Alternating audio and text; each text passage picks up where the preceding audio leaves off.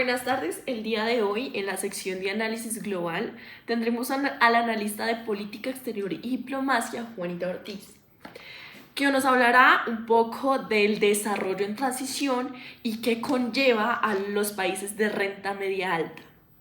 Bueno, Juanita, Buenas tardes. ¿cómo estás? Buenas Bien, tardes. gracias. Bueno, te quería empezar preguntando ¿cuáles son las tres características centrales del desarrollo en transición? Ok, bueno, el desarrollo en transición se caracteriza primeramente por ser un modelo multidimensional.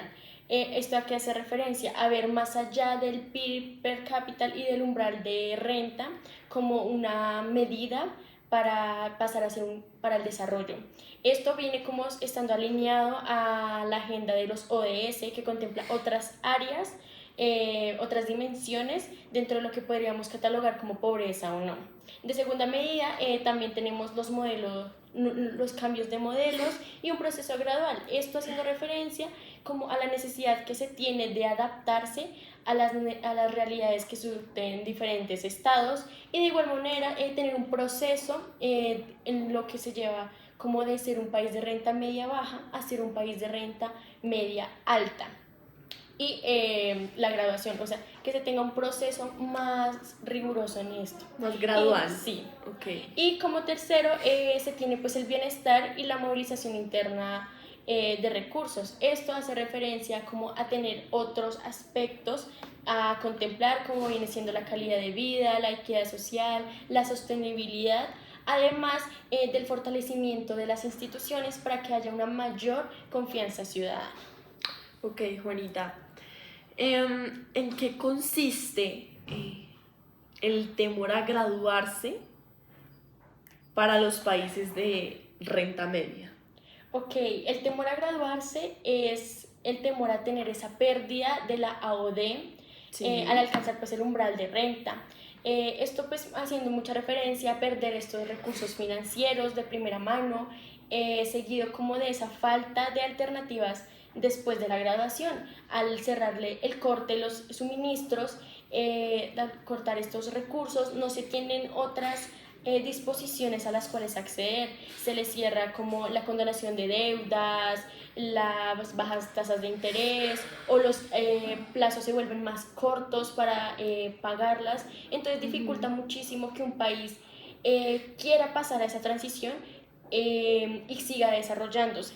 Ok. Bueno, y por último, ¿tú crees que debe reiterarse o debe continuar la AOD a los países de renta media o no?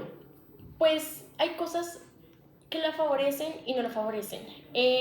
Pues a favor pues tenemos muy en cuenta que al dejar de dar estos recursos pues se contempla mucho la autonomía, que los países desarrollen sus propias capacidades y busquen como soluciones internas a las problemáticas, que tengan más responsabilidad y autogestión. Okay. Además de pues tener menos dependencia a los recursos que se dan, pues al haber un corte se permite tener en cuenta, contemplar que no siempre va a haber esta existencia y que hay un punto en el cual el Estado debe responder por sí solo, seguido pues de la misma reasignación de recursos, porque mientras hay países que pasan este umbral y pueden seguir sosteniéndose solos, hay países que todavía lo necesitan mucho, que son muy pobres y necesitan de esta financiación. Por otro lado, pues también se debe contemplar mucho la vulnerabilidad que significa para los estados dejar de recibir estos recursos por el mismo hecho de que se pueden estar financiando otras entidades, otros sectores a partir de eso. Seguido pues de la desigualdad, porque todavía hay muchos países que aunque pasan el umbral, siguen estando en una pobreza bastante alta, sí. Y una desigualdad que pues no distingue o no alcanza a ser percibida por el umbral de ingresos. Sí, no es diferenciada. Exacto. Y como último pues tenemos la falta de alternativas. Okay. Esto hace referencia a que pues no hay un marco de apoyo o unas herramientas muy claras en las cuales pues los estados puedan sostenerse en caso de una crisis global, como puede ser una pandemia o un desastre natural. Ok, bueno Juanita, de verdad que este análisis fue gratificante y muchísimas gracias por tu asistencia. Gracias a usted.